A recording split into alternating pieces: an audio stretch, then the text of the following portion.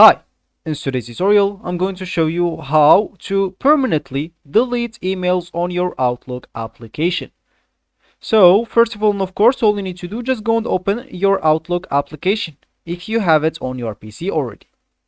Of course, if you don't have it, all you need to do, just go and open whatever browser you are currently using in your PC. Once you opened it, just go to the URL section and type download Outlook and hit the enter button. Open the first link and start downloading the Outlook. That will be pretty simple. It will be like any other download, so you must have been already downloaded something on your PC before. So it will be the same steps. I guess it will be easy. So once it's downloaded on your PC, you will need to go and install it, then open it. Once it's opened, they'll ask you to log in into your account.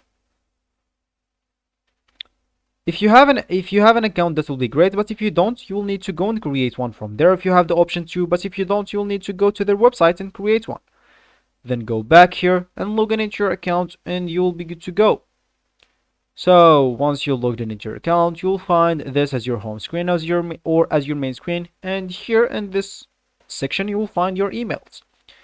So of course, as we said in the beginning of the video, we would like to delete or to permanently delete emails.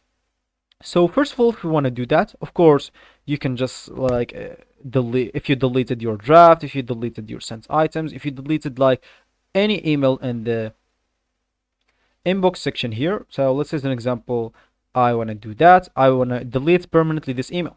All I need to do is just go and click at this icon, or I can right click and click at delete. Once I did that, that does not mean it's permanently deleted. Now I will have to go to this option of deleted items. Now I'll find those two. I already had this, and this is a new one. So of course, if I want to permanently delete them, so I want to delete them both, so I'll click on the first one and hit the control button on my keyboard and click at the second one, or I can just go and like delete them one by one. Of course, once I did that, I'm gonna hit the right click and click at delete, or I can just go and delete them one by one from here. So of course, as you can see, this will be permanently deleted. Continue, yes, and as you can see, they are permanently deleted. So this will be actually for this tutorial. I hope you like it. Thank you guys for watching, and goodbye.